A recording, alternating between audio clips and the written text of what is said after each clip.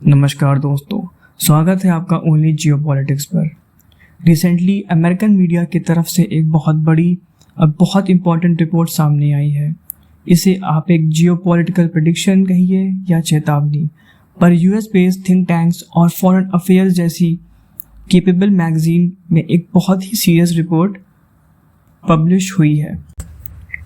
इनका दावा है कि 2026 में भारत और पाकिस्तान के बीच एक जंग होना लगभग इनेविटेबल है, यानी इसे टाला नहीं जा सकता।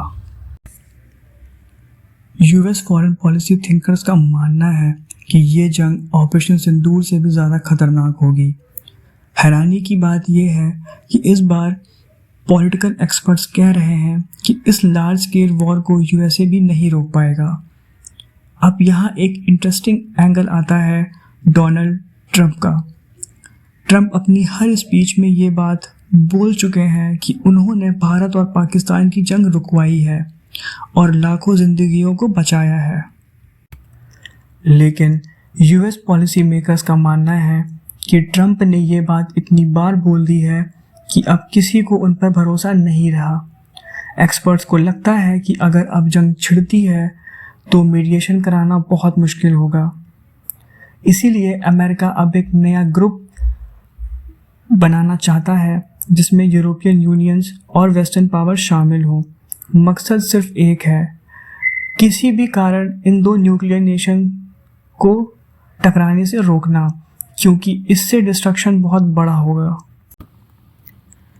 एक और बड़ी प्रॉब्लम यह है कि आज के समय पाकिस्तान के आतंकवादी संगठनों पर कोई लगाम नहीं है।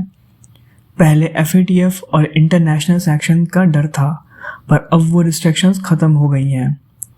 अगर किसी चीज़ ने उन्हें रोक रखा है तो वो है सिर्फ अननोन मैन।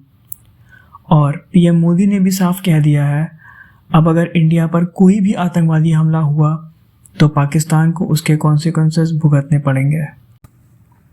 अब बात करते हैं सबसे बड़े खतरे की, यानी चाइना एंगल।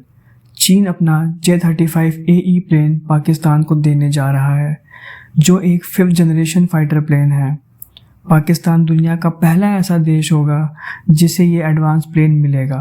कड़वा सच ये है कि भारत के पास अभी भी कोई 5th जनरेशन प्लेन नहीं है। J-35AE आने के बाद पाकिस्तान की स्ट्राइक कैपेबिलिटीज़ काफ़ी बढ़ जाएंगी। पाकिस्तानी एक्सपर्ट के हिसाब से ये प्लेन भारत के S-400 का तोड़ है, जिससे वो डीपर स्ट्राइक कर सकते हैं। ऐसे में भारत के पास ऑप्शंस बहुत कम हैं। या तो हम इस डील के पूरे होने से पहले पाकिस्तान के ऊपर प्रीएम्प्टिव स्ट्राइक्स करें, या तो फिर इस डील के पूरे होने का इंतज़ार। तो आपका क्या ओपिनियन है इस रिपोर्ट के बारे में?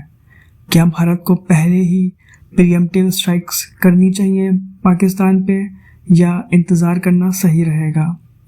जो भी आपकी राय है कमेंट सेक्शन में ज़रूर लिखें।